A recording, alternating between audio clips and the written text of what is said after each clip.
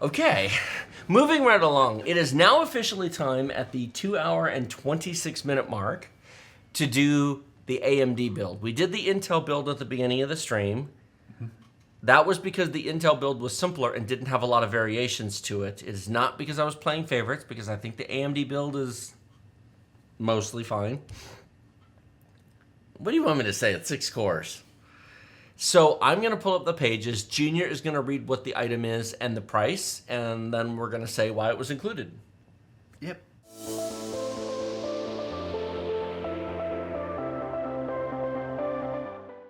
Buy Windows 10 Professional for $15, activate instantly online with Microsoft, and keep it forever. Don't pay full price. Get the best deal from our sponsor, URCD Keys, using our link in the video description below. Full details on how this amazing deal works at the end of the video. This is your cue to say what it is in the price. Oh. What did you think I was going to... You're going to be shocked discover that this is a CPU. Before I pulled it up, I said Junior is going to read the name of the product and the price, and then we're going to talk about why it's included. And so I push the button, and it comes up, and he just stares at the screen. Could I have used any simpler words? I love you, son. But I was distracted. What could I have said to make that easier? I wasn't listening to what you were saying because I was distracted. Troll says, stop boomering on Junior. He's a millennial. Excuse me, I am not a boomer. I am Gen X. The best gen there is. The original gen. What? Do you consider yourself a millennial or Gen Z? What? Do you consider yourself a millennial or Gen Z? Aren't millennials like 40 years old? Millennials are like 12. My younger brother is 12. No, he's not. Close enough. He's 13. I have all teenagers now. I'm old. So you don't. So what do you consider yourself? I don't know what I am. He's a pickle. I'm old. You're super old. Oh, Jet X did. Oh, Junior's a zoomer. Are you a zoomer? Yeah, I zoom up and down the stairs. Millennials just got roasted. 30, 35. See, he's a millennial at 35. I knew I wasn't crazy. This getting old thing is tough. This getting old thing is getting old. Bloody heck. You're a millennial. Millennials can't be 35. Millennials are kids.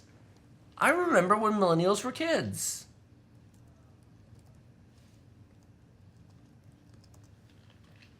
Oh.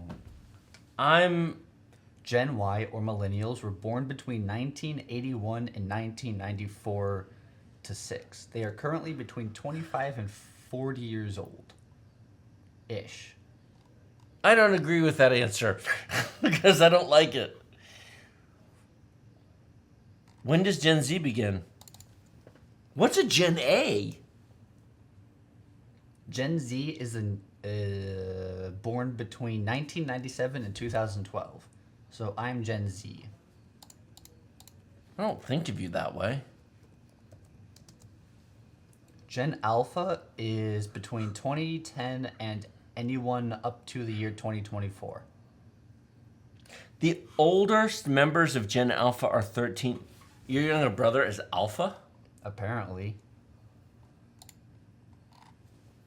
I need to go lie down. Oh my God. How can millennials start at 1982? The millennial was in 2000. Millennials should be born around 2000. Gen Z is through the 80s. Have they changed the definitions on me? I think they changed the definitions on me.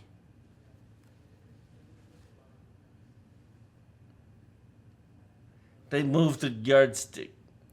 Be quiet. I think someone moved your cheese. You're cheesy. Are we going to do the build or not?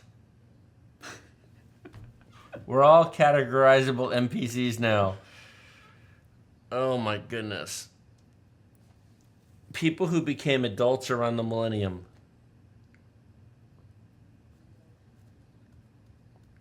Okay, yes, let's go on with the...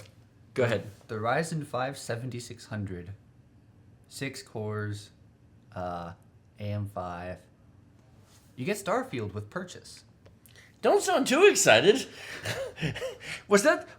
Okay, chat, was that exciting or was that not exciting? Let's try this differently. The Ryzen 5 7600X 6-core 12-3 Zen 4 CPU on the new AM5 platform for $226 includes a cooler in the box, which we are not going to be using, and a free copy of Starfield because AMD is sponsoring Starfield.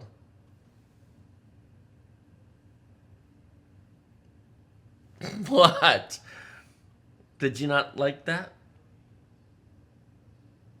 That's a lot nicer to the CPU than I was. I'm going to do movie trailers. This summer, they thought they were safe, but coming to Los Angeles, a disaster lurks underground.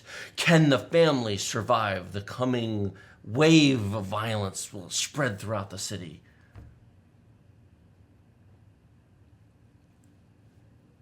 I can't do movie trailers? I didn't say you couldn't. Oh.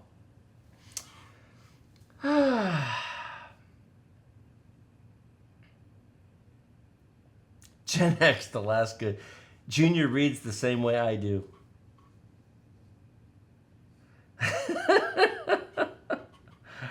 Oh, you guys are fun. Okay, let's try this one more time. Let's see if you can give it some panache. Okay. Well, I do believe we do have the Ryzen 5 7600. It's got 6 cores. Carry on. You get Starfield with your purchase, and I don't know if it includes a cooler in the box because It does. I'm like 80% sure the box doesn't fit a cooler. That picture's not real. It comes with a Wraith Stealth cooler. Oh. Do you know how I know that? You bought one. No. I just know. Oh. I looked it up. This is my job to know these things. Yes, it is. You can, but should you? Can Starfield even run on 6-core? Sure. You should be able It'll to. run on a 4-core. I'll bet you we could launch it on a single core in a week and a half. Oh my goodness. So, we've got a Ryzen 5 7600. Now, what's interesting about this is one thing that some people are going to ask about is how does this compare to the 12600K build? Because we've got two builds here, so I have got some benchmarks up on the screen. Now, we've tested these, but I don't have charts pre-prepared and made. Why don't you have charts for this made? I should have you make charts for these live streams in advance so we can have all pretty Tech Deals charts. Get on that, will you? I guess we could. That sounds like a lot of work. So, you're familiar with this website, correct? Yeah. CPU Monkey. These links are down in the video description below. So we've got the i5 12600K versus the Ryzen 5 7600. And as we scroll past all the specs, which are interesting but doesn't change anything, we will eventually get to our first benchmarks. Cinebench R23 single core. Hey, look at that. They're roughly the same. Multi-core. Well, of course the 12600K beats the 7600 by 20%. Why do you think a 12600K beats a 7600 by about 20%? The E-cores? Are you telling me a 10-core chip beats a 6-core chip? I'm shocked. Junior's not as shocked as I am. No. But if we go to some other tests, Cinebench R20 is pretty similar. Geekbench 6. Now in Geekbench 6, the 7600 wins by 8%, give or take, and the multi-core is about the same. Each test is going to be a little bit different depending upon what benchmark you run. You can typically, when chips are close to each other, like here in the FP32 performance, holy smokes, I mean, that's a huge difference. Blender, they didn't test that on the 7600. They're identical in pass mark. Yeah, I noticed that the Zen 4 APUs are kind of weak sauce. Hopefully the The upcoming The real G APUs. series. Yeah, Yeah. the G series will be really good. Strix Point on the 8000 series with RDNA 3.5 looks like it's going to be very interesting. Having said that, if you're running on one monitor and you're just playing a game, you could make 6 cores work.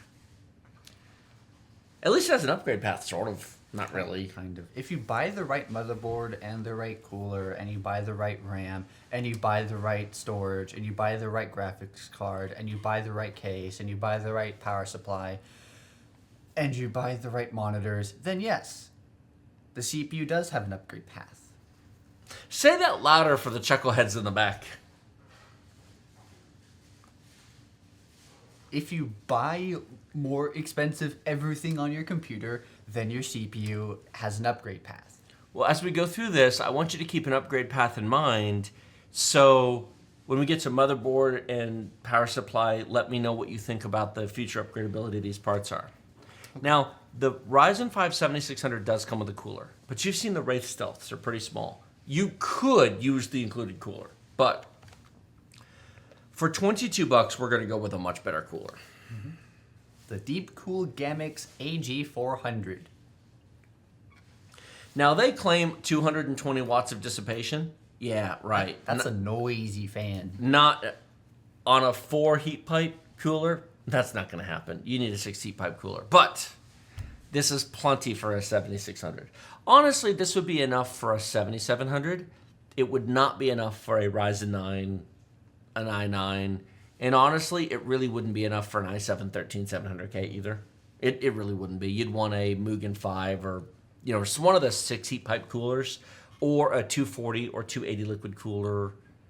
But for a 12600K or a 7600, that's a great cooler. Motherboards. Oh, RAM. We'll do RAM first. Oh, this is out of stock now. That sucks. You know what? There's a bunch of other RAM kits similar in price to this. This is representative of what's available. Yeah. If you go to Newegg and you click on the desktop memory and you click on the 32 gigabyte option and you sort by cheapest, You'll find a bunch of choices. So, how many people do you think are not aware that 32 gigs is down to $70 on DDR5? I wasn't aware until he showed me this. And this is not even, look at that, 6,000. Yeah. I still thought they were more expensive, but they've really come down in price. There is now only $20 difference between DDR4 and DDR5 at the 32 gig size.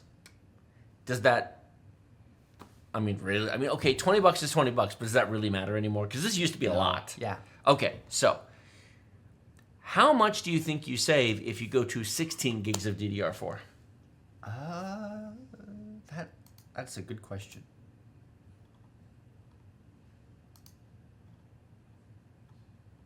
Hang on, I'm trying to click on it. Oh, they don't even have 6,000. So this is 5,600. So what is 70 minus 42? About 30. $28. 2 pizzas. Would you go to 16 gigs of RAM for $28? I like my 64 gigs of RAM. Yes, you do. But would you get down to 16 gigs of RAM for... No. Would you build any all-new machine today with 16 gigs of RAM? No. Not at these prices. And on the DDR4 option, it saves $18. How sad is that? Yeah. Junior has heard the argument for years now about 16 versus 32. Would you agree that at current prices, the argument should be over? Yep. Okay. Motherboard. Oh boy, you're going to love the motherboard choice. I think love is a bit optimistic. You're going to be impressed by the motherboard choice. I'm impressed that you picked it. Why? We were aiming for a $750 build. We didn't get there because I can't make the compromises to get there. It's just ridiculous. At $750 and below, you're really in used computer territory because you strip the computer to the bone. But why don't you read that out? The Gigabyte B650MK AM5 Micro ATX motherboard. DDR5, 2 Gen 4 M.2 slots. PCIe 4.0, USB 3.2 Gen 2, Type-C, 2.5 gig LAN.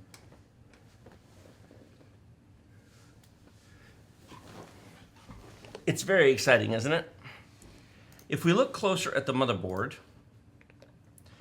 at least it has a VRM heatsink here. It doesn't have one across the top, and you'll notice Well, the 7600 doesn't really need one. there's not a lot going on up here. There's moderate power delivery over here.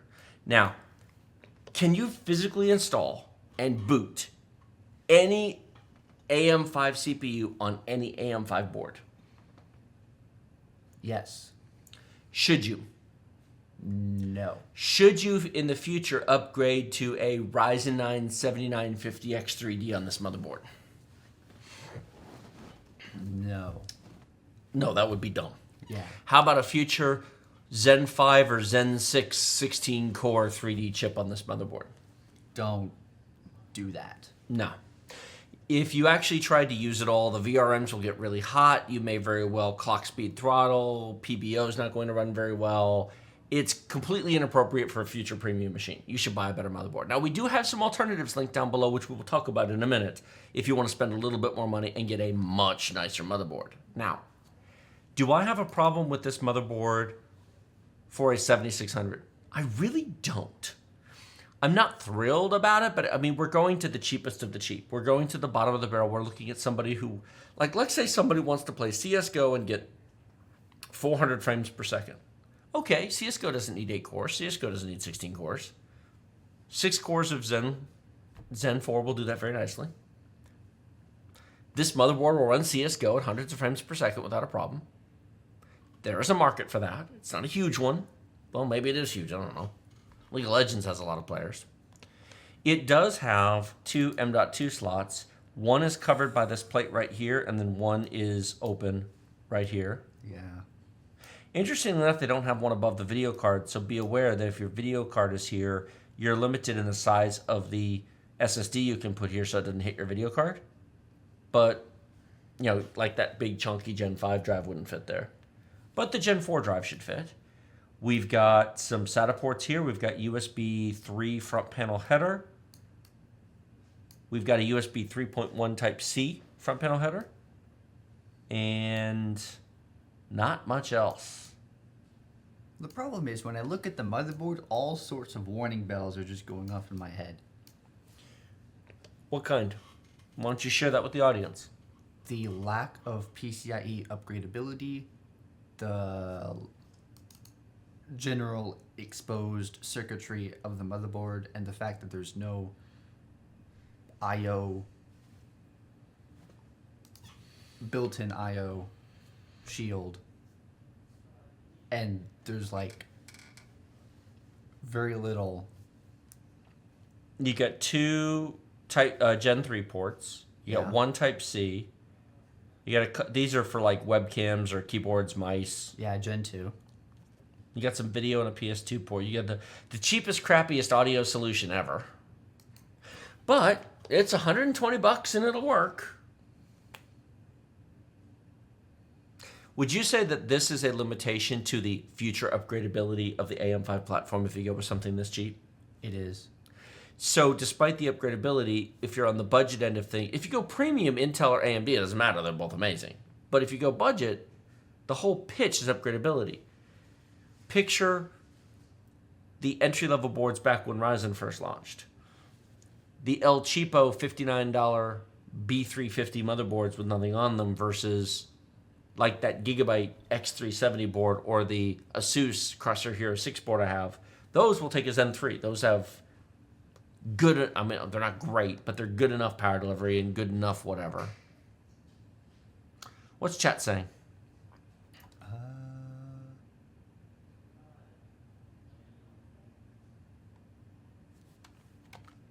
Well, while you say that, we'll move on to this.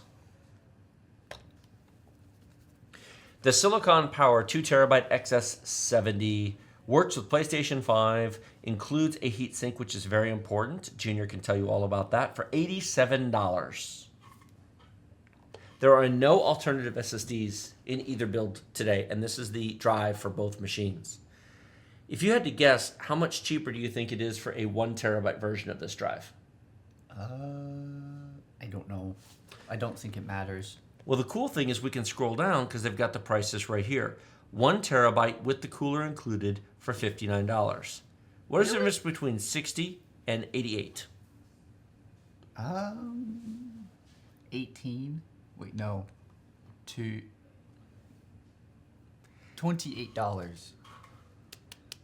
He's in college. Quick math. So, $28. $60 versus 88, 1 to 2 terabyte. Which of our audience viewers right now who is contemplating buying an SSD should buy the 1 terabyte version of this? They shouldn't. Nobody? No. Is that pretty dumb? Yeah. Okay. So, nobody should buy the 1 terabyte. What about cheaper SSDs? What about there's definitely cheaper SSDs out there. How about a Team Group MP33 1 terabyte drive for $30? You get what you pay for. They can buy the 2 terabyte version for $60. Yes, they could. So $60 for a Gen 3 DRAM-less. What's the MP34 do? 2 gigabytes per second? The MP34? MP33. I don't care. Why don't you tell everybody why you don't care? Because the 2 terabyte is the MP33 2 terabyte is $66 on Newegg, but the MP34 is $70. So $10 difference? No, it's $4 difference. $4 difference. $4 difference. So this is the Team Group MP34. Now this is a DRAM buffered premium TLC drive, 3.5 gigs per second, solid random read and write speed, good endurance. This is a good drive. The problem is it's $70. So now we're looking at $18 difference between an MP34 and an XS70. For $18, you double all your numbers. Your random is faster, your IOPS are faster, your sequential is faster, and that doesn't come with a heatsink, and the XS70 does. And these boards are basic and cheap enough. Just leave the motherboard heatsink off and use the SSD one. Yes. So, do you see why there are no alternative SSDs in this build? Yeah. That's it. That's the bottom drive. I cannot get there with anything else. I mean, for sure, you could definitely go with a... Oh my goodness. You save $18 to go to a 1 terabyte MP34. Life's too short to use stuff like that. I mean, sure. Oh, I only need 1 terabyte. How big is Starfield? Over 100 gigs. How big is Borderlands 3? Over 100 gigs. How big is Call of Duty? Over a terabyte.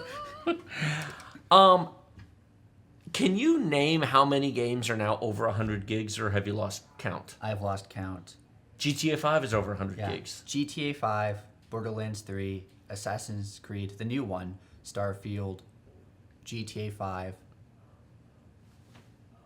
Call of Duty. Call of Duty, and that's your 1 terabyte drive full.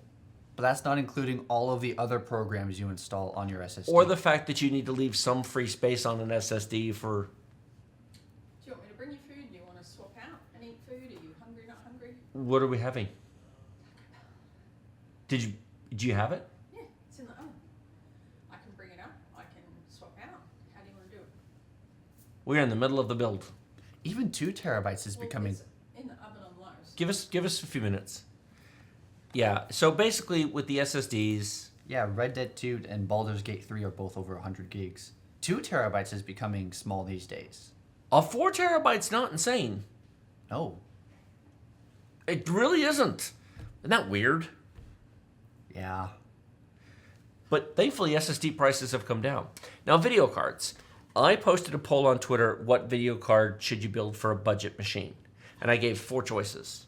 The RX 6600 8GB card, the RX 7600 8GB card, the RX 6700 non-XT 10GB card, and the RX 6700 XT 12GB card.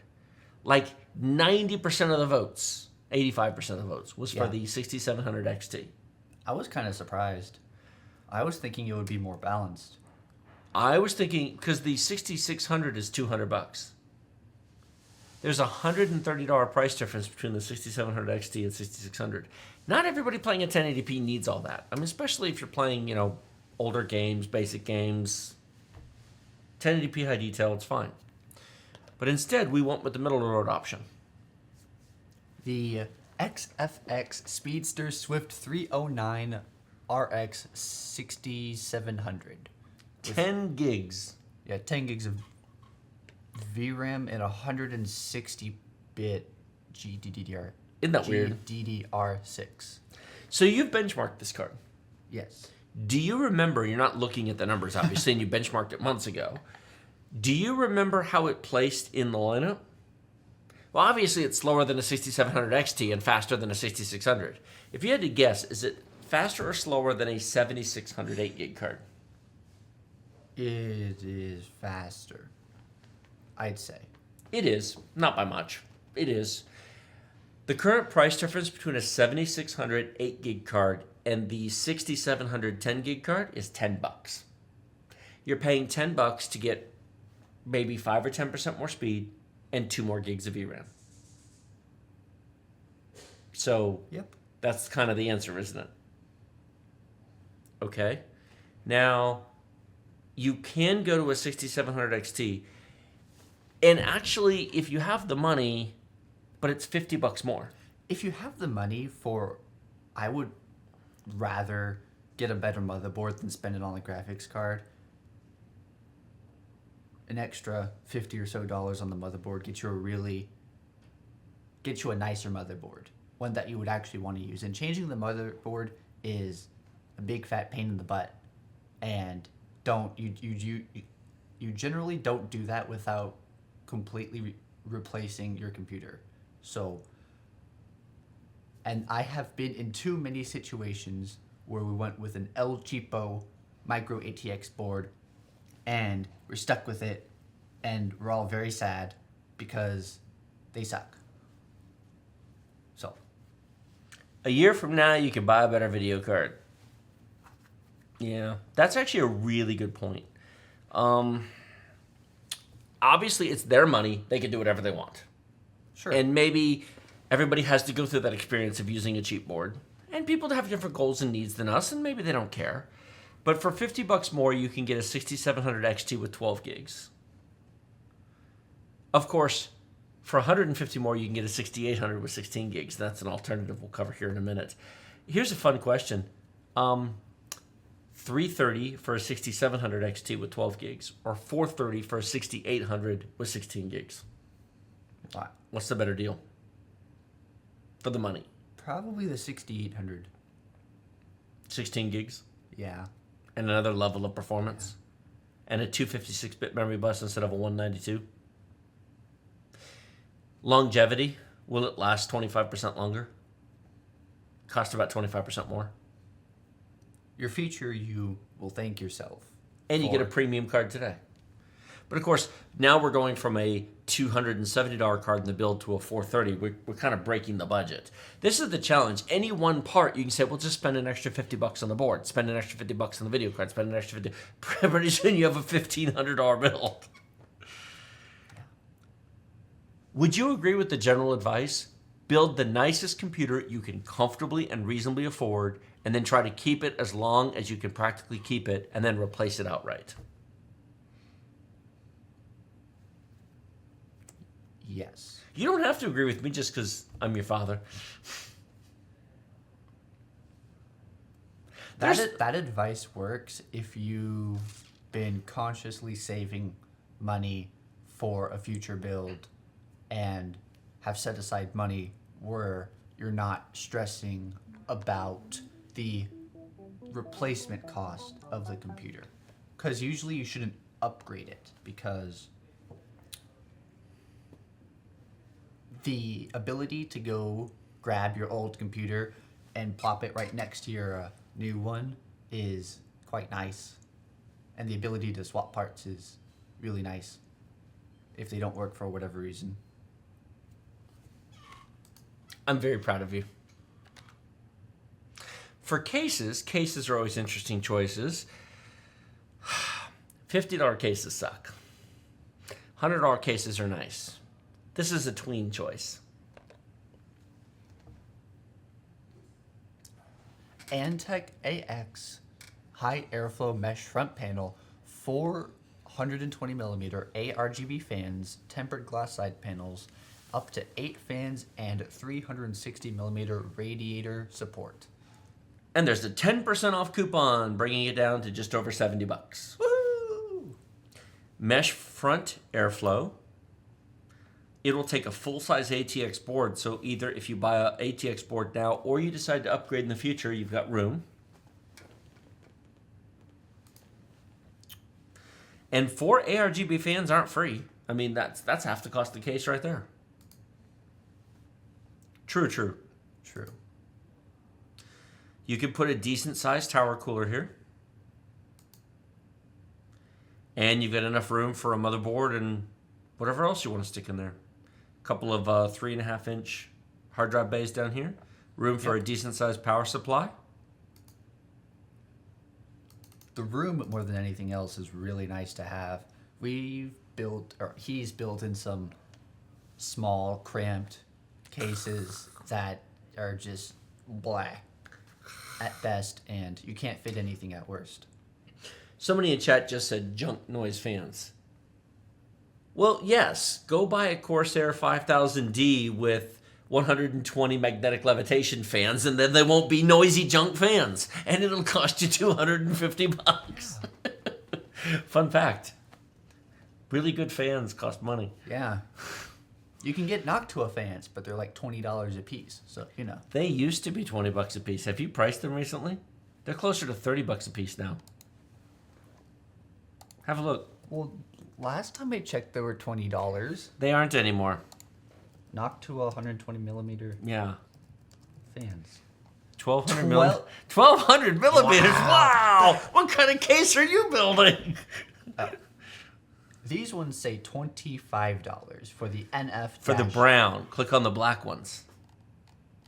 Hang on. Up here. $40? That's a third-party seller, though. Yeah. It's on Amazon. $14 for the cheap one. Yeah, but they're cheap. I mean, they do sell $32. Heavy duty cooling fan. So yes, you can buy nice fans. Not for a $700, $800 build. How much do you think the Corsair RGB ML fans are? 120 millimeter MLs. Just type in ML. Oh, that's not too bad. Those are on sale. You can get 3 of them for $51.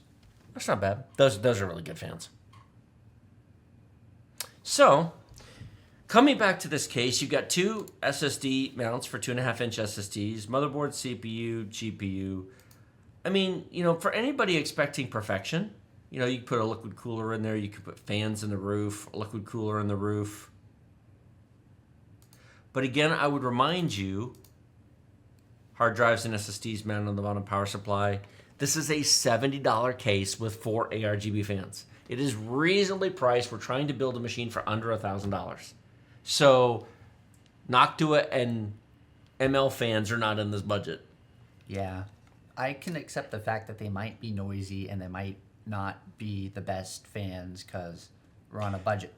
But a Ryzen 5 7600 and a RX 6700 don't make that much heat.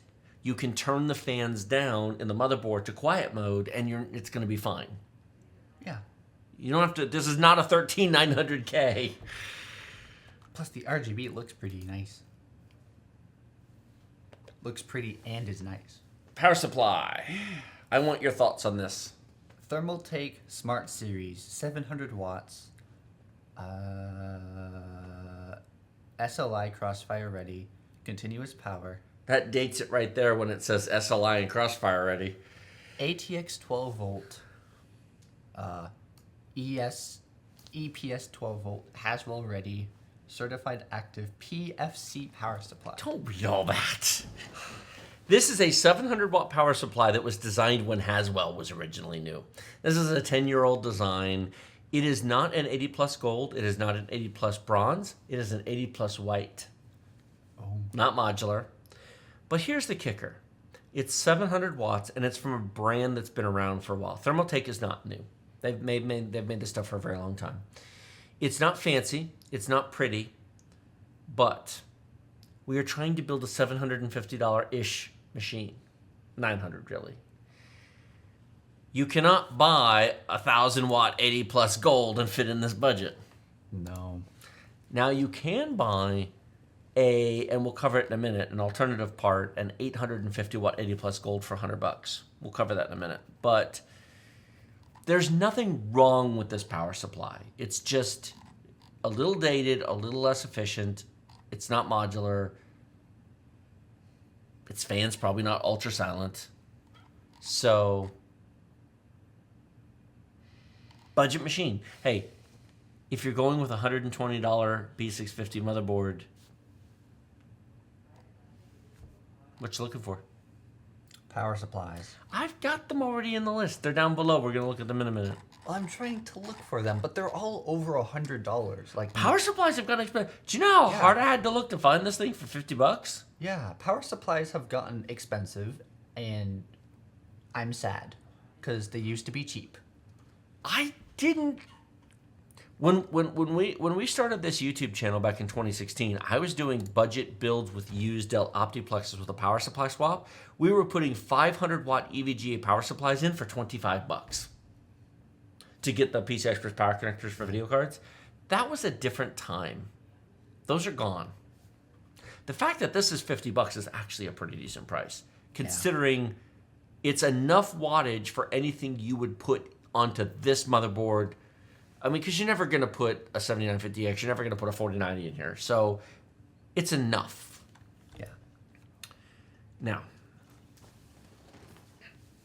this particular PC is...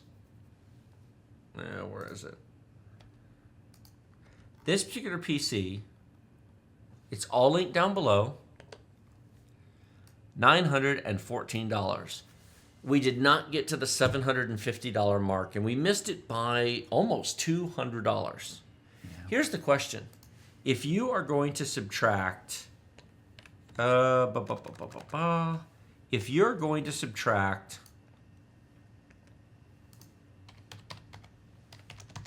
$164 out of this to get to the 750 build, what would you do?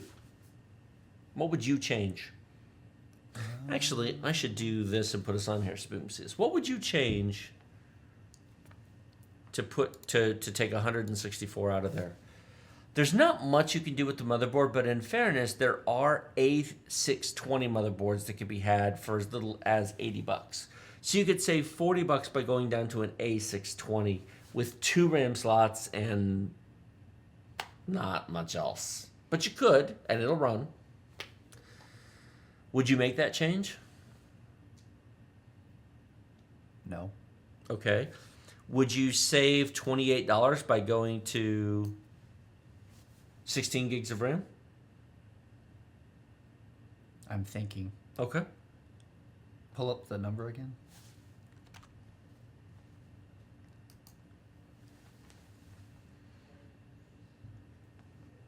You could save $70 by cutting the video card down. There are cheaper cases. And actually, it's $5 cheaper. It was $55 when I priced it. It's come down by $5. So it's actually $49. There is no cheaper CPU. This is the cheapest CPU the platform has. You could use the stock cooler. You could. Do you just destroy the point of building a computer if you take 160 out of this? What you could do, although I don't know if I would recommend doing so, is that you could get a used GTX 1070 for $100, and that brings the price down to $750. That is actually a really good piece of advice. That's really not bad. I like that idea, because then you could always buy a new GPU next year when you have some money. Yeah. Would you put a 1070 on a Zen 4 chip, though? Talk about GPU bottlenecks. But the 1070 is quite capable at 1080p. Yeah. I mean, you probably won't be playing Starfield, but You're putting a 2016 card. It's good advice. It's a good idea, but you're putting a 2016 card on a 2023 build. I mean, you said what would you do to bring the price down to $750? I am also trying to keep it a new machine because the real answer is you buy a used computer from a buddy.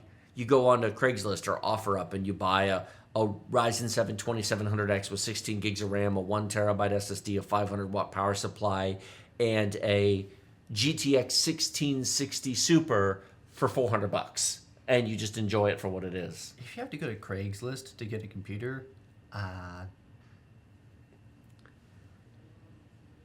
We have viewers of all different incomes. We have people who have 4090s and 13900Ks, and we have true. people who are still on FX 8300. That's also true. And I don't know everybody's life story, and it's worth respecting the fact that some people just don't have the money. If you make $12 an hour, or you're living on disability, or you have financial obligations, you have children, computers come last in that list. So the question is, how do we provide good advice for somebody who's that budget limited? Well, I will tell you we have links to something else down below, which is, where'd I put it? Nope, that's not it. I'll find it.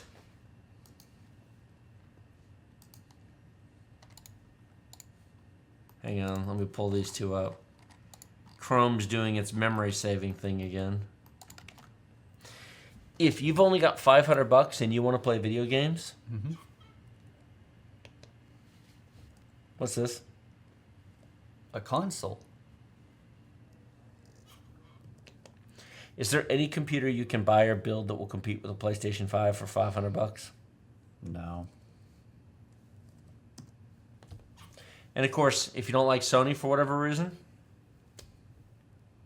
now this is a few dollars more, but it includes Diablo 4. They actually don't have any non-bundles at the moment, but you can get Forza Horizon 5 for the same money if you want it.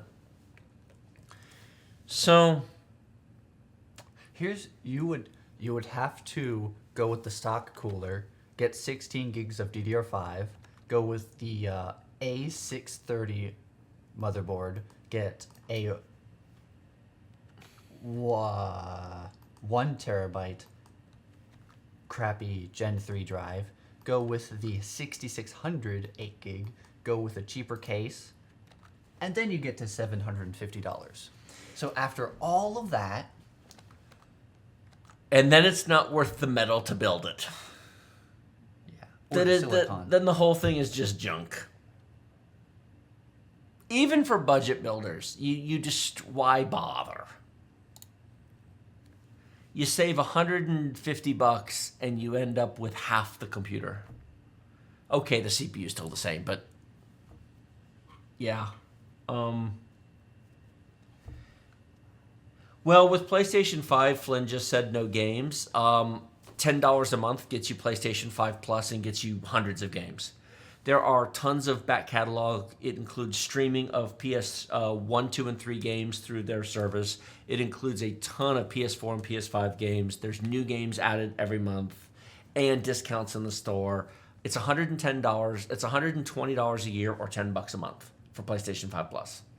If you buy a PS5, I kind of sort of see the pluses coming with it because for $10 a month, you get hundreds of games. If you get the Xbox, you get Xbox Ultimate. Because you get over 600 games for, what is it, $15 a month or something? It's a lot. You never have to buy anything. I mean, you could never play them all. And coming soon, Call of Duty to Xbox Game Pass, whatever. So, now, I got this on Twitter. A lot of people, we're going to talk about some alternate builds because these are linked down below as well. In fact, let me come over here. So you see here, here's the $914 AMD build. Here's the $828 Intel build. Before we get to the alternative stuff, these are basically the same. The only difference is the Intel build is a 12600K with 32 gigs of DDR4. And it has a B660 motherboard that is similar in features to the B650 here. Otherwise, it's the same SSD, same video card, same case, same power supply. Yes. So I'm asking you, $914 versus $828, rawly $90 difference. Would you take a Ryzen 5 7600 or a i5 12600K if those were your only two choices in life?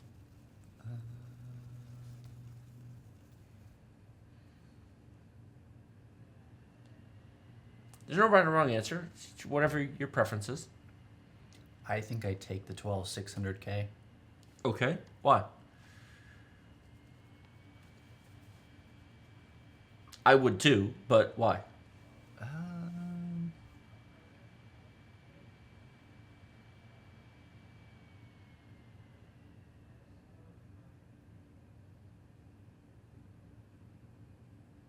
Well, firstly, it's cheaper. So, Cheaper's good. Are they basically the same performance? kind of. With slightly better multi-threaded performance on the i5? Yeah. And basically the same single-threaded performance? Do either one of these systems with these motherboards and these power supplies have an upgrade path? No. I mean, because technically the 12600K could be upgraded to an i7 14700K. Could it really? No. No. Could the Ryzen 5 7600 be upgraded to a Ryzen 9 8900X next year? Hang on, I'm looking. What are you looking for? You do know I have alternative parts down here. You don't have to do that. I took care of this already. Your father's on top of it.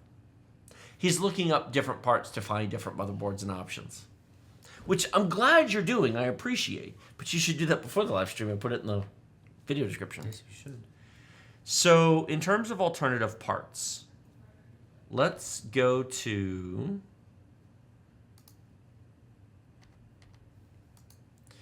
why not just build a Zen 3 system?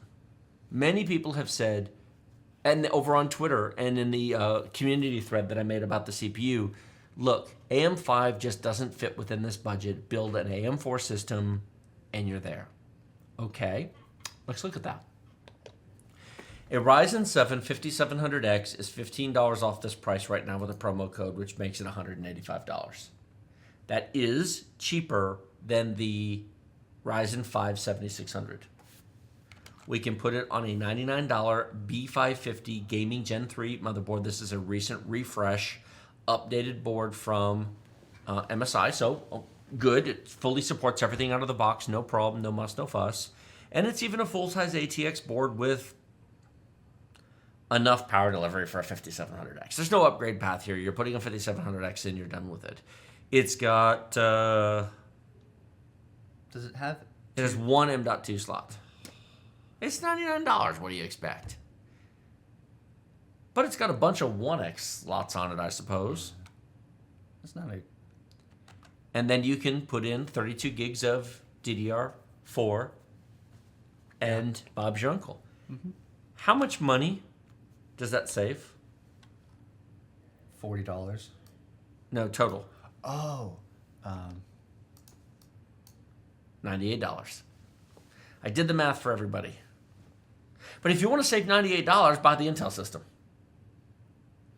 Except it's not quite $98 because I would much rather get this board than... Well, I know. I know. Now, here's a question. What do you think the performance difference is between a Ryzen 5 7600 and a Ryzen 7 5700X? The 5700X has 8 cores. The 6700 has the 7600. I hate these stupid numbers. Has 6. It is. But Zen 3 versus Zen 4.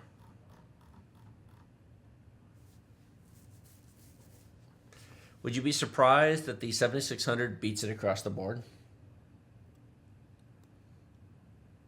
Not by much in multi-thread.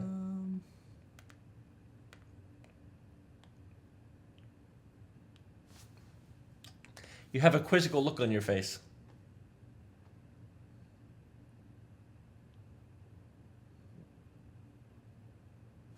While he's thinking about that, I'll scroll down to the Geekbench results. And Geekbench 6, there's a 20-ish, 25% difference if you go down, 20% if you go up at single thread, and a 10% difference in multi-thread. So the 7600 has enough of a boost to really just... That's interesting.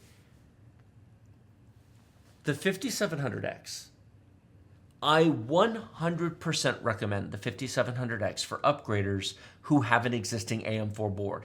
If you have anything from a Ryzen 3 1200 to a Ryzen 7 1700X to a Ryzen 5 2600 to a Ryzen 7 2700X, the 5700X is a gift, and you should all be buying one. It is unbelievably, massively improvement. I mean, just to change this up here, if we change this to a 7... Oh, I'm on the wrong tab, aren't I? Screw it, I'll do it here anyway. If we do 1700X to 5700X, how much of a change do you think that's going to be? It's almost double. Not quite, but... It will feel like a double. It will feel like a double. In Geekbench, which is probably more realistic than Cinebench anyway, it's just shy of double. Drop-in upgrade. And the 5700X is a 65-watt chip, even though it really pulls about 75 to 85 watts, but who cares? That'll drop into almost anything. That I would put into a B350 board. You're going to be shocked when I tell you that the 1700X also pulls about 70 to 75 watts. Shh, don't tell anybody. The difference is just massive. What if somebody has a Ryzen 5 2600? No, a 3600. You know what? A ton of our viewers have Ryzen 5 3600s. So that's Zen 2. That's much better than a 1700X. What if we do a Ryzen 5 7600? 3600. These product names are ridiculous. How about this? Ryzen 5 3600 to Ryzen 7 5700X. 30% faster in single core and 40% faster in multi-core. Well, Give or take. Every benchmark is going to be a little bit different. But here's the thought for you. Thank you, Chris. We'll get back to you in just a minute. We will get the rest of the Super Chats. Latency. Zen 2, the Ryzen 5 3600, is 2 3-core chips. scroll up to The specs? yeah. What are you looking for? Scroll down just a little more. Really? What? They have the same amount of L3 cache? They do? Huh. But the Ryzen 5 3600 has two 16 meg caches that each 3 cores can access directly. And they can only access the other one through the Infinity Fabric connection, which has a latency delay. Right. The Ryzen 7 5700X has a complete unified access with a single monolithic block. There's no chiplets. It is a real... You can upgrade for $80 and make your computer 35% faster immediately. How often can you spend $80 and make your computer 35% faster? It does require you... Read Mom's comment. I just upgraded from a 3600 to a 5700X. Fantastic. It does require to you be comfortable to opening up your computer, taking off the cooler, putting the CPU in there, and then putting the cooler back on. If you built your computer in the first place, you can do that. I'm willing to bet most of our audience can do this. I mean, not everybody, but if you can't do that, then... Well, there's a difference. We're doing a build live stream. If you can't build your computer, what are you doing here? But most people probably bought a pre-built with a 3600. Do you think Pre-builds may not have a BIOS update anyway. Like if it's a Dell might not provide a BIOS update to support Zen 3 anyway, because Dell sucks.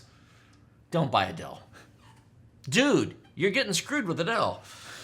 Now, the other option, if you want to save more money, is this. the Ryzen 5 5500 for $85? Look at the price, and it comes with the cooler. They're $85. What a deal. The problem I have with that is that it's slower than the 3600.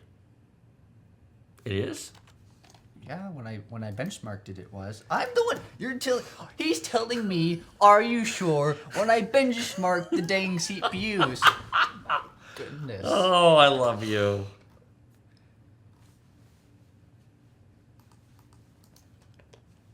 Oh. You see, the clock speed is slower. Looks to me like a 3600 is slower. Yeah. But this is Geekbench, and you tested in games. And in games, the 5500 didn't have any advantage over a 3600, did it? No. So it's like upgrade from a 3600 to a 5700X, sure. But you upgrade from a 3600 to a 5500. I mean, I guess it's technically an upgrade, but... But when I put this here, I'm not doing it to endorse it, and I'm not doing it for upgrades. I'm talking about builds. We're trying to get to $750. Yes. And one way we can do that is if you look at the list we have down in the video description. Do you see here alternative Ryzen 5 5500 build? Yes. $85, same $100 motherboard, 32 gigs of RAM. I'm still going with 32 gigs of RAM. I ain't saving $18 to go to 16 gigs. That's just dumb. You want 16 gigs, you can buy a console. Or a used computer. If you build a new PC today with 16 gigs of RAM, your brains are cross-wired because it's $18 difference. I mean, your brain is already cross-wired. So this saves $198 off the cost of the AM5. So that gets us to 70. I said being 30% slower. I might have actually been... You know what?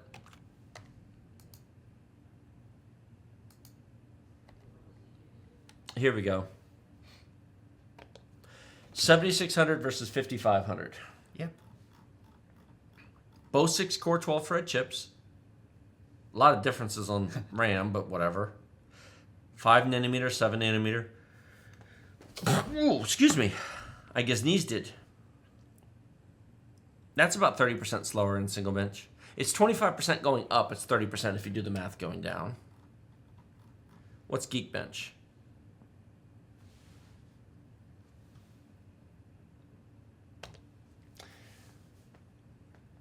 The 7700, the 7600 and the 5500 are just not in the same category, are they?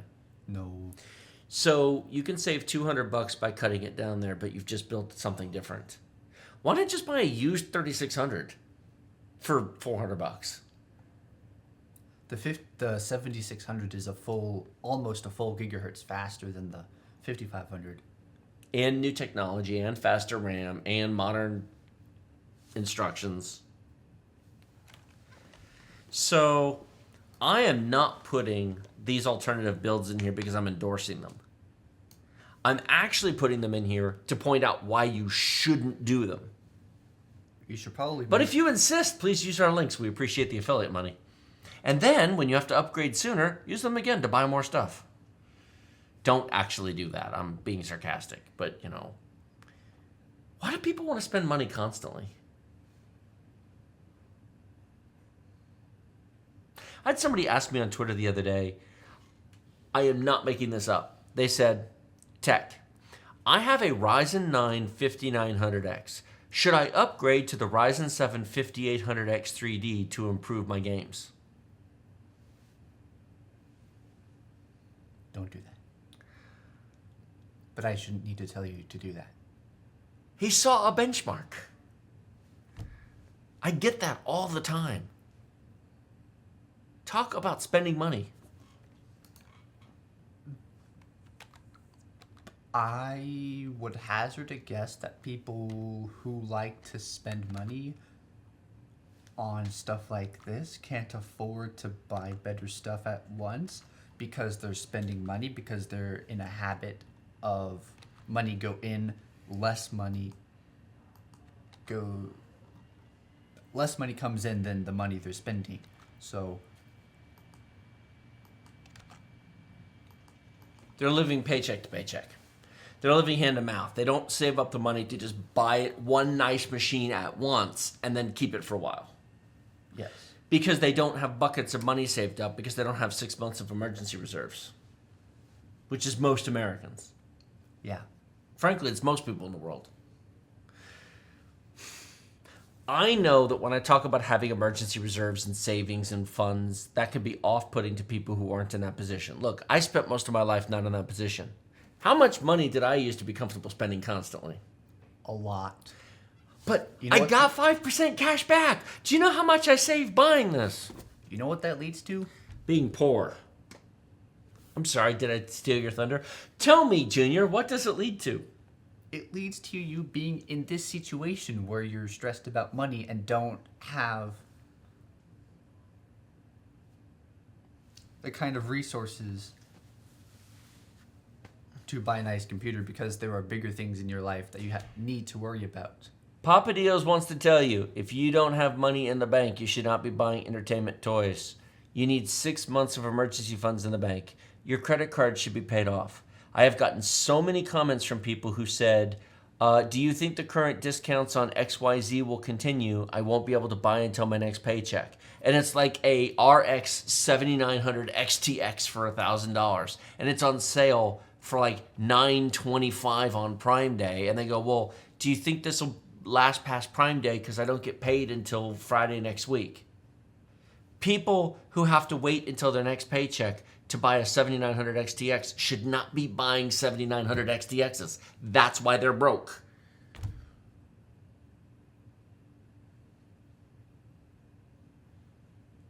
What does Dave Ramsey say? Stop spending money you don't have to buy things you don't need to impress people you don't like. The only people who should be buying 7900 XTXs and 4090s are people, like, let's say, for example, that you make $6,000 a month. What's 6 times 6? 36 Okay, you should have $36,000 in a savings account. at a minimum. Then you can buy a 4090. Otherwise, There is a big difference between waiting for a sale and buying during a sale. Coming upon a sale. and I am not judging, and I am not speaking down to anybody who doesn't have savings. I've been there. I'm not throwing stones from a glass house here. It does not make you a horrible person, and it does not mean you're bad, and it doesn't mean you can't change.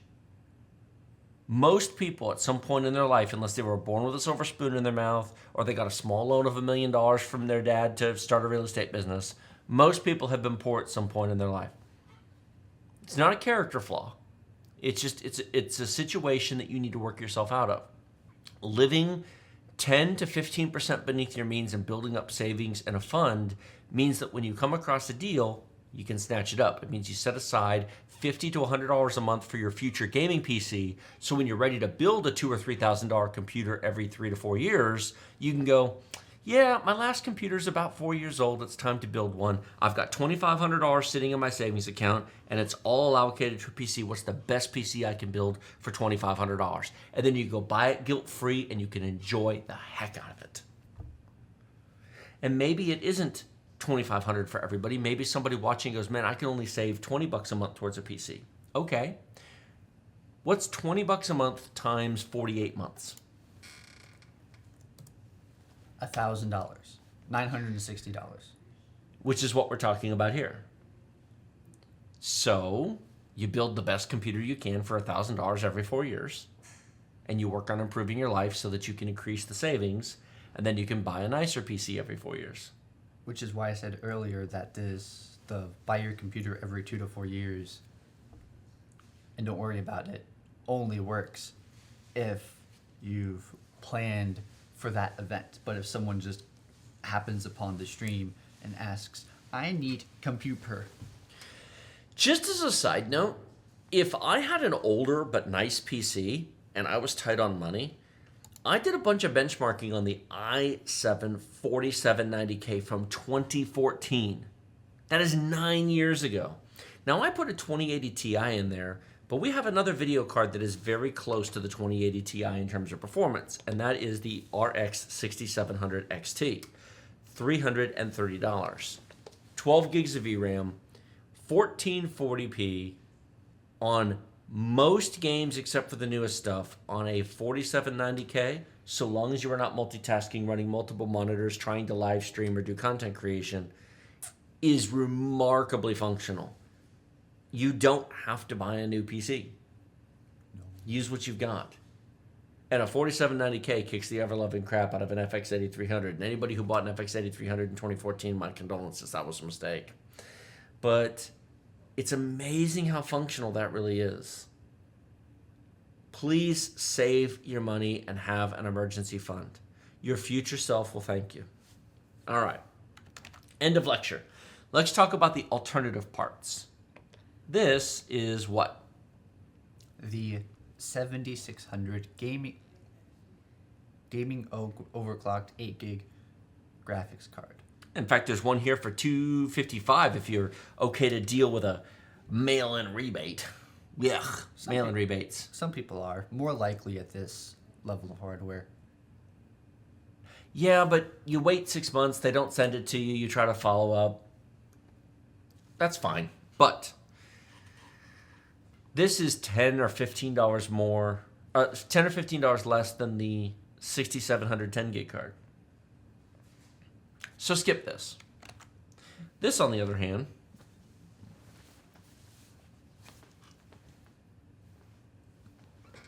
Oh, this is the RX. he's at a loss for words because he's sitting here and I'm like, you're supposed to be reading this. And he's like, he looks at me. You're supposed to be reading this. This is the RX 6700 XT Challenger D gaming graphics card with 12 gigs of GDDR6 VRAM. Woohoo! And Starfield. That will last at 1080p for several years. You would think so. It'll be fun. Oh, quite a few new games are pushing 8 gigs of VRAM even at 1080p. Are you serious? Why are you surprised?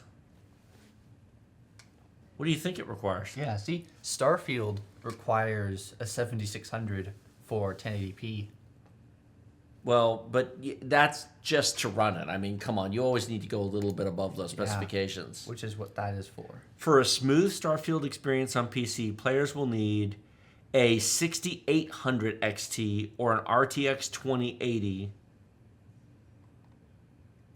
So a 6700 will do it at 1080p, but probably not 1440p. Well, I mean, it will, but you have to turn the detail down to a point. Yeah. But this is a 1080p build. If you've got the extra $50 and you want to go for it, I mean, how many times over the past year have I been squawking about how awesome the 6700 XT is? 12 gigs of VRAM, $300-ish, solid drivers. You've tested it. It's nice. Mm-hmm. I mean, it's no 4090, but, this whole computer is less than that. Isn't that interesting? But then the question becomes, this sounds so arrogant to say, but 4090 is rich person money. The only people who should be buying $1,600 video cards are people who have tens of thousands in savings and hundreds of thousands invested in the stock market, and they're above the median income. They're double the median income. It's a poor use of your money otherwise. And look, they're amazing, but you got better things to spend your money on if you're not. The Speedster Swift RX 6800 non-XT, 16 gigabytes of VRAM, and you get Starfield. $429. And that will run Starfield at 1440p much better than the 6700 XT. Because at 1440p, you have the benefit of a 256-bit memory bus. So your memory bandwidth is better. You have 16 gigs of memory, which at 1440p, I think you need now. I mean, not for every game, but going forward. And it's 25% more money for 25% more performance. So you get what you pay for. Mm-hmm. So if you have the money, do it. Motherboards. Do you remember how much you did not like our B650 motherboard? In fact, we're going to bring that up.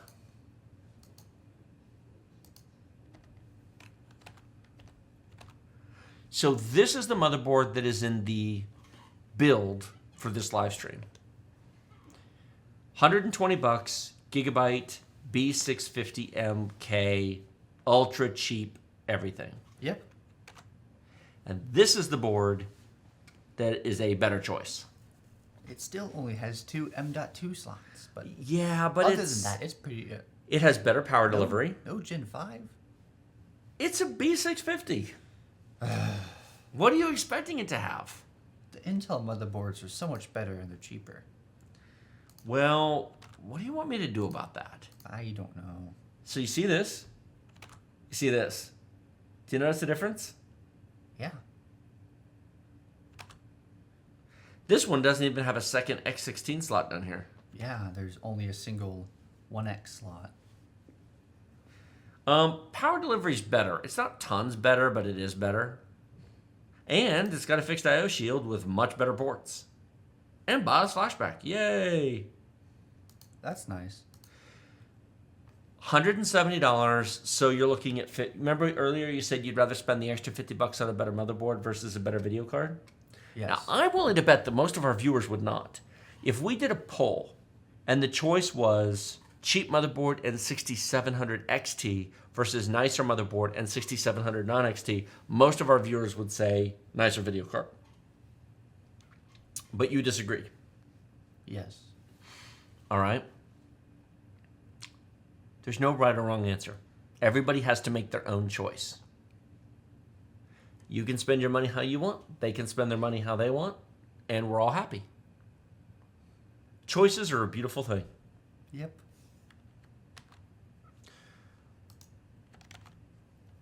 What about just $30 more? Here's where you $30 yourself to death. Wait till you see the difference between these.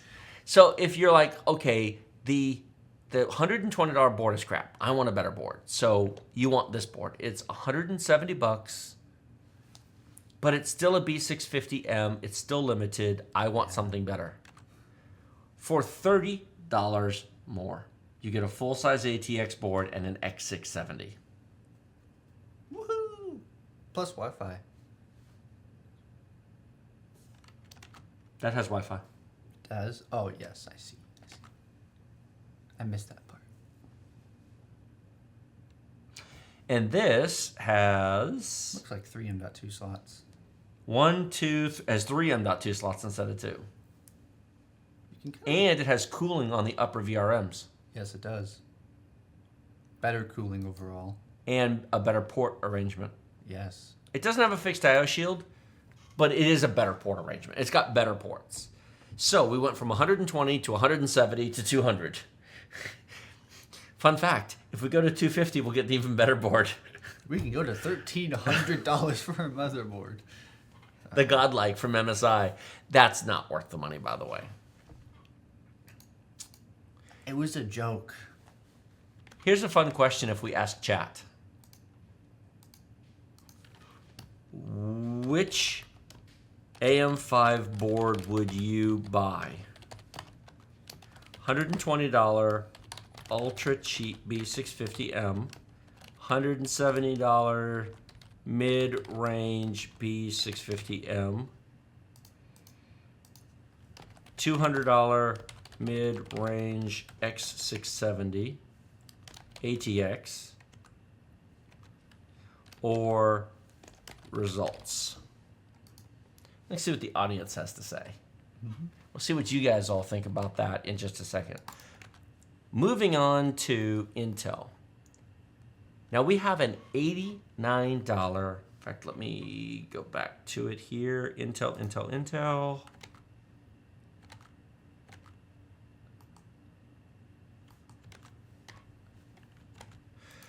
So, we'll come back to the poll question in just a second. We'll give you guys a chance to answer it. This is the $89 motherboard included in the $820 i5 12600K build.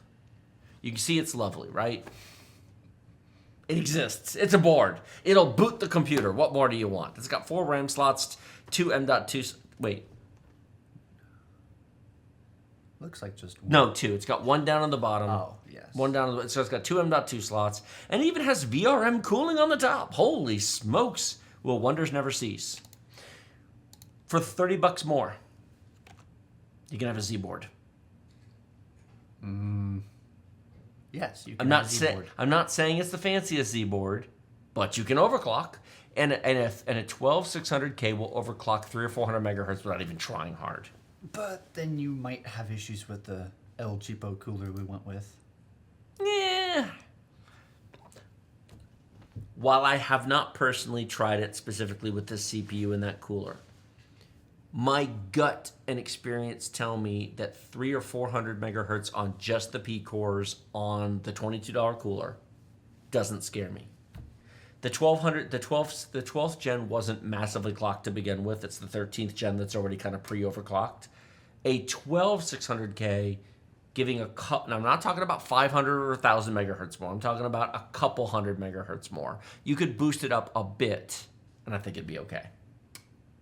Haven't tried it, but based upon the totality of experience, I'm not scared by that suggestion. Okay. But even if you don't overclock, this motherboard is, first of all, it's got 1, 2, 3 M.2 slots. You get an extra M.2 slot. You've got an extra power plug. You've got more USB. In fact, you've got dual USB Type A ports in the front. So this would support a case that has 4 USB 3 ports in the front, plus a Type C connector. It's $30.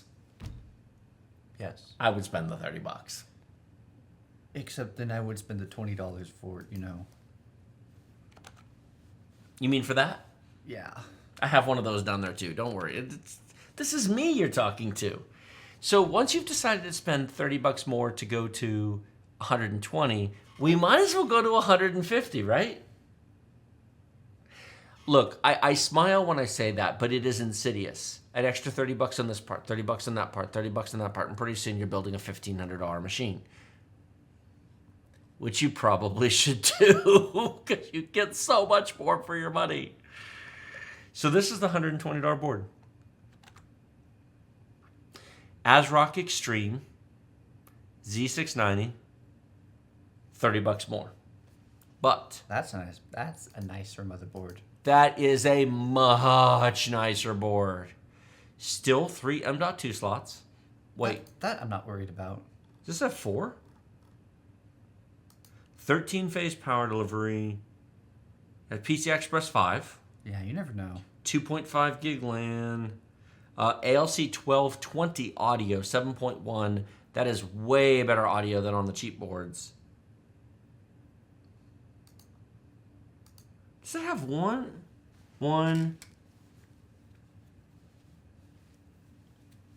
It might just have 3. Take a look at It's got 2. two Ethernet. 2 Ethernet ports. There's your BIOS flashback button. 2 8-pin power connectors. So, I mean, for Pete's sakes, you're going up. It's just. Oh, sorry. So 90, 120, 150. Yes.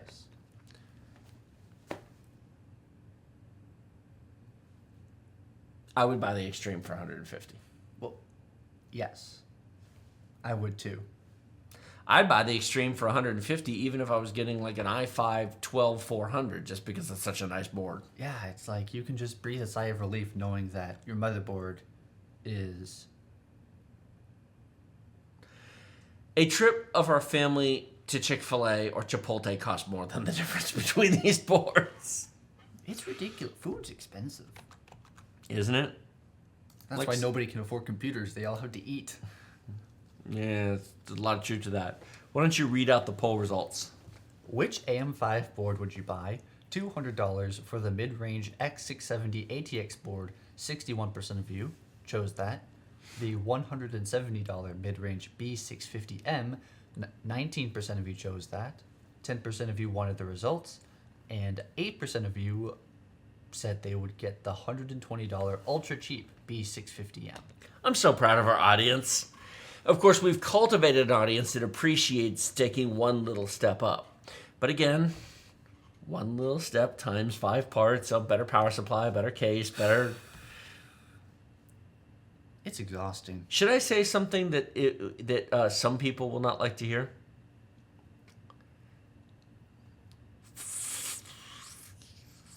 Sub-$1,000 PCs are sort of... Ugh. They've always been that way, haven't they? Except for that weird period where you get... Has there ever been a time where they haven't sucked? Yes. Ryzen 5 1600s back in 2017 and 2018, pre-pandemic. Power supplies were much cheaper. Cases were much... You could get $50 cases that weren't trash back then. You could get $30 and $40 power supplies that were not horrible. You could build a machine for $700 back then that, for the games of the time, was better than what $800 builds you today. You really kind of have to spend $1,100 or $1,200 today to get what $700 bought you before the pandemic, in terms of relative performance to the games coming out. I mean, sure, you can build a cheap machine today to play games from 2018, because you can use a machine from 2018 to play 2018 games. A lot of times I'll see somebody say, well, Shadow of the Tomb Raider will run on that, or GTA 5 will run on that. Well, of course they will. They came out years ago. Winters has a good point. What's that? The $750 PC will age like 11th gen. But I can't say 1,500 is the new minimum build, because people just lose their minds and they get mad because they don't want the answer. They get mad at me because I told them the truth, and they said, well, but see, you can build one cheaper.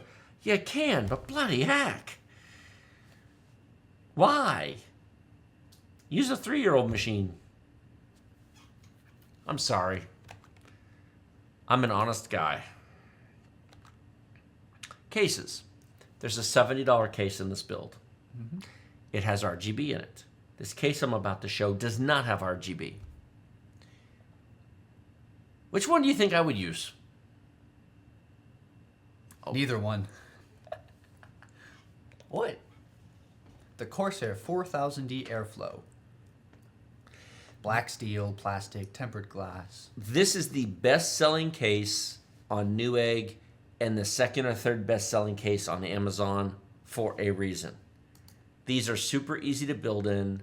They are built out of quality premium parts. Their mounting options and screws are better. It does not come with RGB, despite it being pictured here. 2 black fans are included. However, it is a really good case with cable management that puts most of the others to shame. Now, there are others besides Corsair. Many people shine on Lian Li. Fractal Design makes some good cases. There's Fantex makes some good cases. I've built multiple computers in the recent Corsair 4000, 5000, 7000D series. These things are a premium experience. Everything about them feels... Do you remember when we took the metal side panel off on the 7000D? Yeah. How heavy was that? It was heavy. For a metal... Did it feel like it was a glass panel on other cases? No. No, I mean, weight-wise. Oh. No? I thought it did. It was heavy. What? Yeah, it's heavy. It's not like the other side panels of other cases. But it feels like the glass side of cheaper cases. Not the metal side. What? It did? It weighs as much as a piece of glass. The metal on it feels like glass. Oh. It's so heavy because in cheap cases, the metal side feels like nothing. Yeah. It weighs like paper. It's flimsy. You could wiggle it and you could watch the side panel wiggle. Does the side panel on the Corsair cases wiggle? No. The wiggle test. If you whacked somebody with cheap metal side panel cases, would it really hurt them? A little bit. They would be annoyed. If you got whacked by the Corsair 7000D side panel, you might be going to the hospital. Yeah. The whack test. All right, we got the wiggle test, and then we got the whack test. Come here, Junior. I'm reviewing a new case. There seems to be an error in my judgment. So, this thing is $20 more than the El Cheapo case. If you're okay to lose the RGB.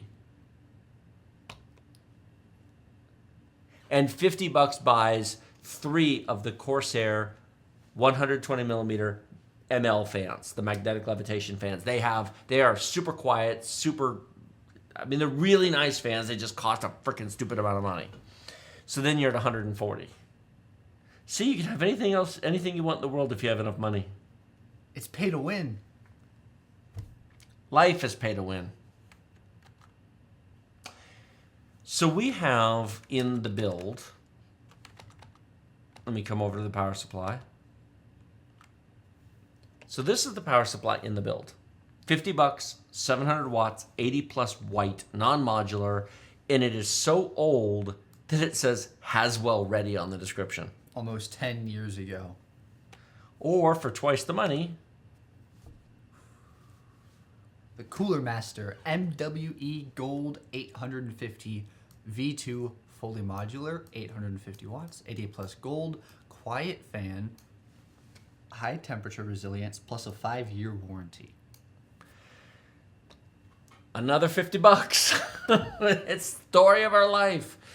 But you're getting a much newer, much better power supply. I have Cooler Master power supplies in several of my machines.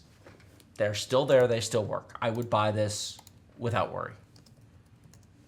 So. Holy crap. The Superflower case is good. Yeah, somebody in chat's like Superflower or Seasonic. That's not too bad. That's 750 watts. Yeah. Isn't this one of their older designs? The latest Yeah, but it's fine. 3-way eco mode. The Superflower Elite X3 750 watt is 110 on Newegg. Oh, there's a promo code. Okay, well, hang on, I'll pull that up. Yeah, dual overpower protection. That's. I knew I wasn't crazy, but it's like you just type in Superflower, right? You look at their power supplies, and they're all like $200. This is what he's looking at right here. I would buy this power supply. The Elite X3 from Superflower is a really good, funny name, serious power supply. Fluid dynamic bearing fan, full modular power connection, all the power protections you need. It's just $750 instead of $850, and there is a promo code making it $99. So Superflower $750 for $99, Cooler Master $850 for $99. I think the biggest downside to this power supply is that they're usually only sold in the U.S. You can't buy them, like if you're. Or they're under different names overseas. Yeah. But it's no longer $50. So you put $50 more into the video card, $50 more into the motherboard, $50 more in a case with fans, $50 more into the power supply. Do you see where we're going with this plan? Yeah. Now it's over $1,000 bill. $1,200. $1,100. Plus tax. Michael says he's literally building in a 4000D right now. How do you like it? He says he likes it so much he's getting a 5000D for his personal rig. I use the 5000D for my 7950X. Nice case. There's a 5000D right there. And our streaming PC was built in a 5000D. It wasn't originally. I built that into an El Cheapo $50 case. 2 hours of smashing my face into the ground later, I ripped it all out of there and put it into a 5000D that I had on the shelf because It's just a breath of fresh air. I was done in 20 minutes. Not an exaggeration. I was able to re-add all the parts to this case in 20 minutes. It took me 2 hours of messing with a crappy case. No kidding. My life is worth more than that. So as soon as I finished building in that, I ordered another one to have a spare on the shelf. I'm never doing that again. It's just... Except that costs money. Yeah, well, I'm okay to spend it. That's just ridiculous. Money's expensive.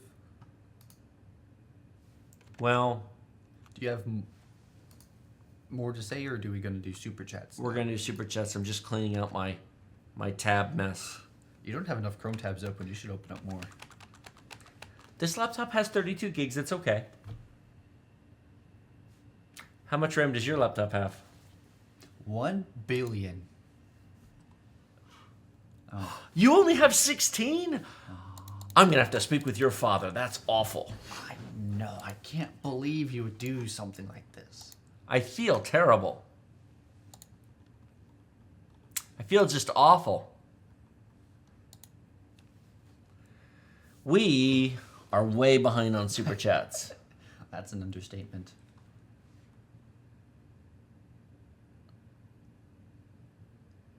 I'm going to try to see if I can find these.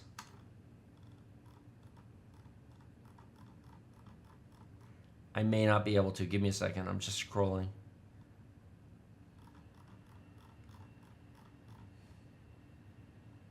By the way, did you see what Mike did for us earlier? I did. Isn't that nuts?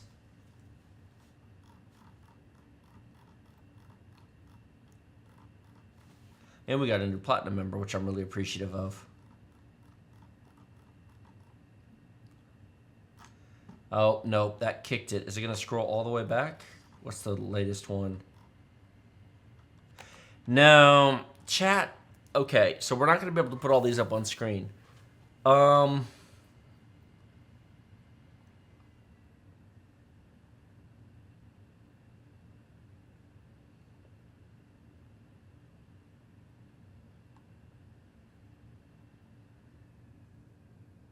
Oh, wow. We are way far back. Wow. Guys, thank you very much for your my support. We're looking back at the Super Chats now, and I just... Thank you. We're so sorry. We are sorry. You talked forever. Me? I would never. We're 2 hours behind super chats. We are 2 hours behind. Oh my god. How dare you? How dare you? I dare very well, thank you. Tech stop boomering on Junior. He's a millennial. Read out George's super chat. I can't put all these on the screen, unfortunately, because my chat here is all messed up, but read George's. George says, please tell me my i9 9900K will hold up for a while, question mark. Yes, it will. I think the 9900K is a great CPU, and if I weren't a tech YouTuber, I probably would have just kept mine at home. I upgraded partly just because I'm a premium type of guy, but also I need the experience of using a 7950X on a day-to-day basis for the purposes of being able to sit here and talk about it intelligently. I get to use a real-world machine. I do not in any way, shape, or form think that everybody who owns a 9900K needs to throw it out. That is absurd. That is a great CPU.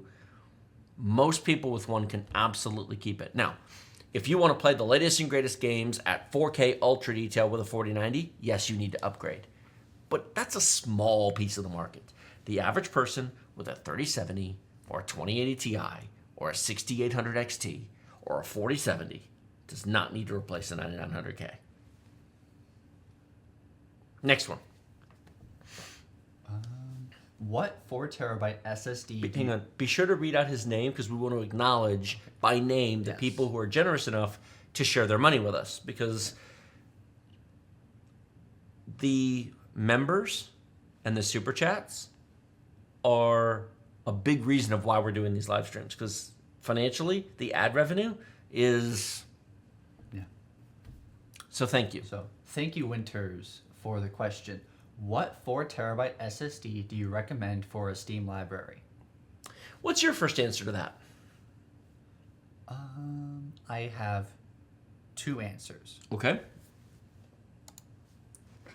The first one...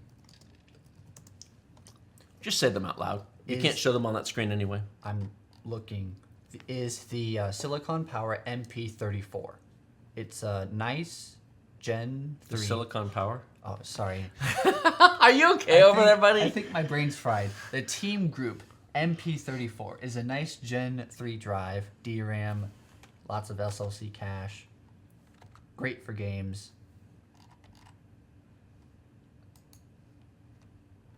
And the second is the Silicon Power XS70. That was the one I was thinking of. I crossed the names.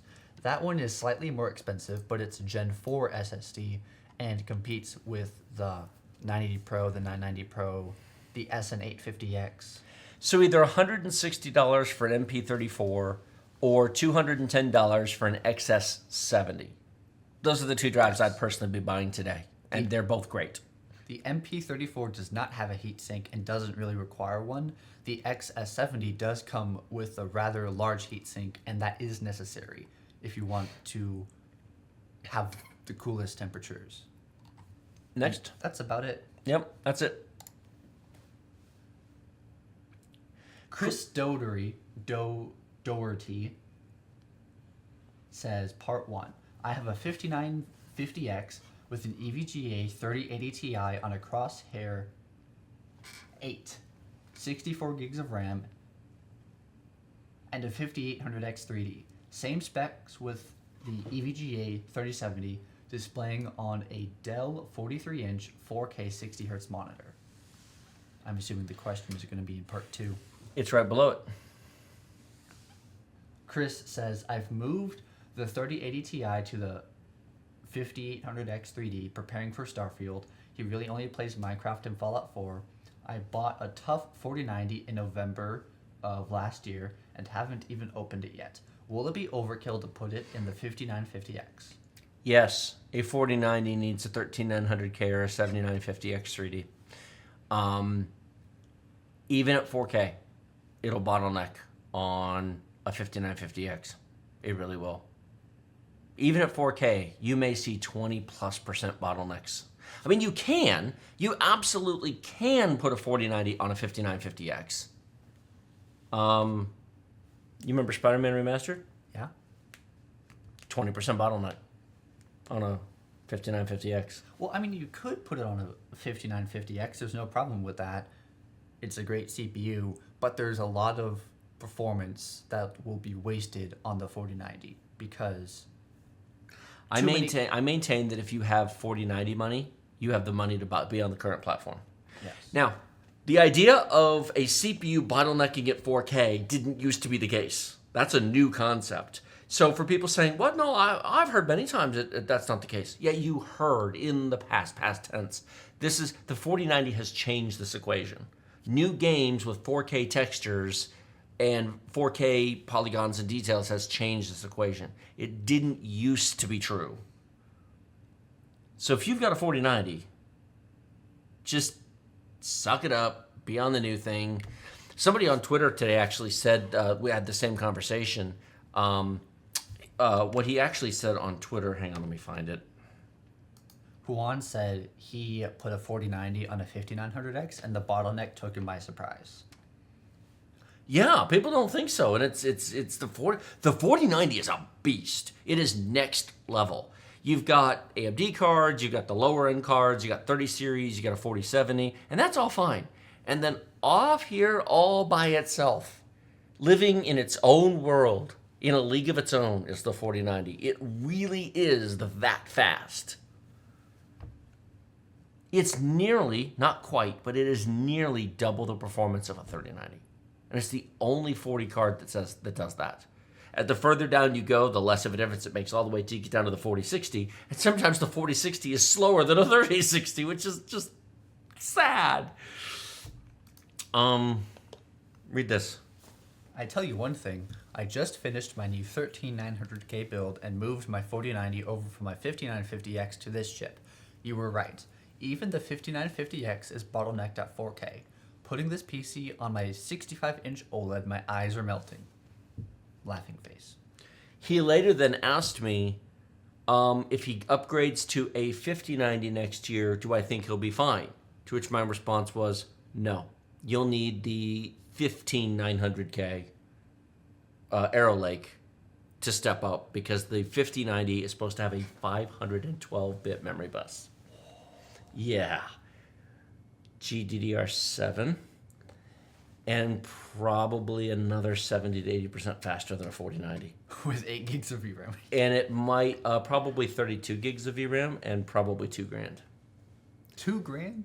I won't be surprised if it's $2,000 now.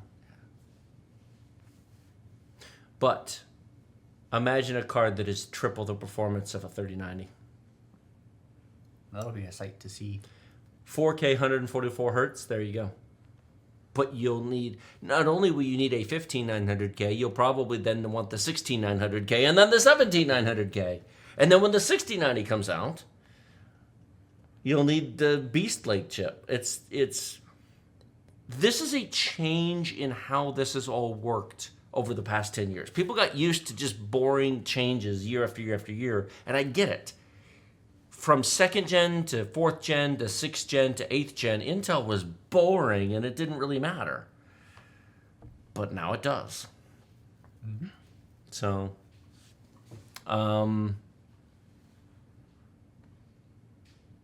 So Chris, thank you very much for the support.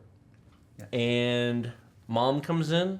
You read that one already, but go ahead and read it again. I just upgraded from a 3600 to a 5700X, and it was fantastic. Looking for a Windows 10 or 11 product key, but you don't want to spend $100 to $200 for it?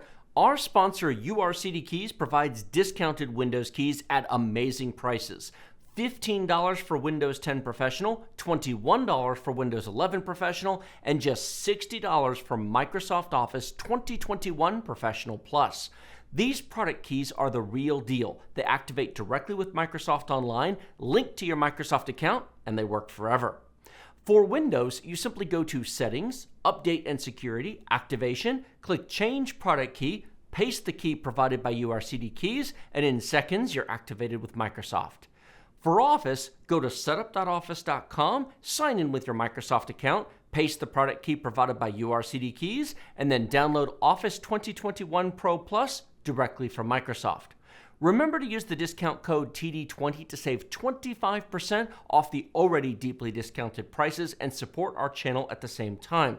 We have been using product keys from URCD Keys for almost 5 years now without any issues and encourage you to do so as well. It's an experience change as much as anything else. Windows is more responsive. Task switching, multitasking, updating, everything's... It feels like your machine just got a breath of fresh air. Yes. For $80. And what's his next one? Mom says, the majority of Americans do not have a $600 emergency fund. Financial literacy is generally very low in this country. It is also an important topic. And this I can put up on the screen because I'm finally caught up on my chat on my laptop, so I can put that up.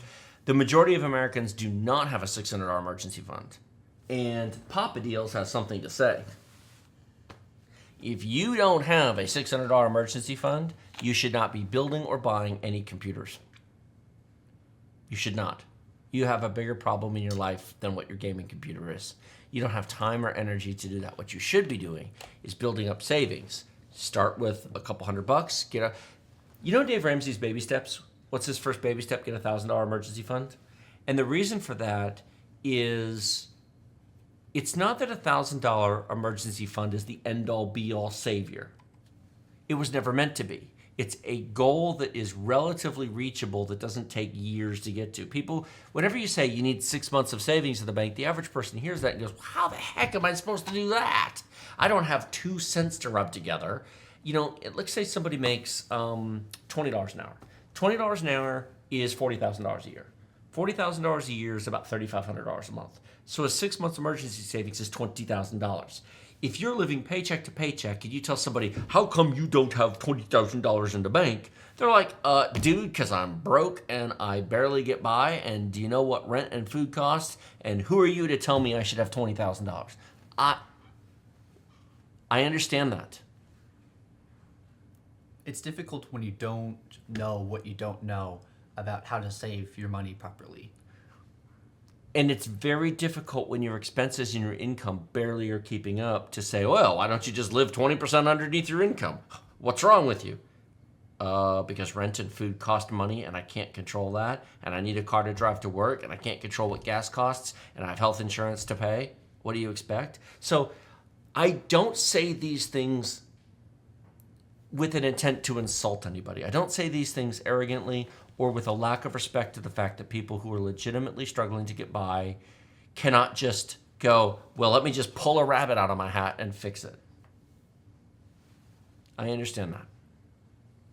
The reason for the $1,000 emergency fund to start with is to give you a goal that is much more obtainable. You need a win. You need something to turn around in your life that says, look, I could attain that in, say, 3 months. Could you save $300 over the next 3 months? Could you stop getting coffee? Could you don't eat out? Make some bologna sandwiches. Make some mac and cheese. Make some pasta and you know, make some cheap meals. Sometimes you just need to buy bread and cheese from the store and make a sandwich. Eat like a broke person for a month. Don't go out. Don't buy any new video games. Don't buy any. You know, just take 3 months and say, I'm gonna make some sacrifices. You know what I think some people will find? They don't miss it after 3 months. They'll go, I didn't really need all that. I think the first step is understanding where your money's going. Yes. Because if you just spend money without understanding where all of it is going, you can get trapped in a pretty big hole really quickly. Yeah, it's hard to dig yourself out. What's the first rule? If you're standing in a 6-foot hole and you're sitting there digging, what's the first thing you should do? Stop digging. Stop digging. Put the shovel down. If you are in debt, more debt won't fix you. Stop digging and get out of the hole. Now, I do think that people should take responsibility for their life and they should pull themselves up. But you know what? If you're in a 6-foot hole, it's a lot easier to get out of a 6-foot hole if somebody puts their hand down to help you than if you have to do it yourself. Yes. So, I get that.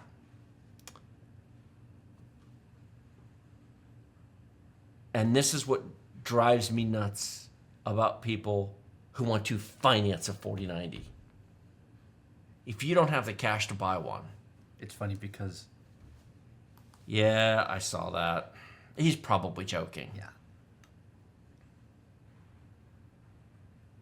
I'm scrolling down to the next super chat. Do you want to say anything about that? Because you have a different perspective. You are about to become an adult. You've given a lot of thought to money and savings and house and car. You've seen what cars cost. You've done the math on what pay is and what incomes are and what that buys. You've seen apartment rent. It's very scary knowing what things cost and how much you can earn. Because... Does it feel like you can win in the current economic environment as a young adult? No, there's no winning. There's just losing. Is there- You're paying to lose, which is frustrating. Is there hope in getting a $15 or $20 an hour job and being able to get your own apartment, your own car, and live a life? Wait, say that again. Is there hope in earning $15 to $20 an hour as an 18-year-old and getting your own apartment, your own car, and living a life? No. Unless you go out into the country and buy something super cheap. How much do you have to earn to live in the city right now on your own in a one-bedroom apartment? To comfortably afford a $1,500 a month one-bedroom apartment, a car, a cell phone, internet, food on your own. $50,000? Unless I did. I don't even know if that's enough. I think it's more than that. Really? What's 35 times 2080? 35 times 2080, $73,000. $70,000. $35 an hour is the number I come up with. You need to earn $35 an hour to live by yourself in the city in a decent apartment with a car and a phone and a computer and internet and food and actually have something left over to put into retirement savings and live a life. And not just be hand to mouth as a pauper going, well, I guess I get McDonald's today, and that's your whole life. And you never have savings. So $35 an hour is the new living wage in the cities in the U.S. And I'm not talking about LA or California. I'm talking about Dallas, Texas. $35 an hour. How many jobs don't pay $35 an hour? A lot of them. $73,000 is the new living wage. And in some places, it may be $100. If you go to New York City, it might be $120. There are one-bedroom apartments in New York City that are over $3,000 a month. That's nonsense. Our house here is less than that. Okay, we bought it many years ago, so that's not fair, but still. So the solution is you build a time machine, you travel back in time, and you buy a house before they were expensive. I'm sorry. Back in 1972, where they were $20,000. I don't know if that number is real or not. I Yeah. wasn't born back then.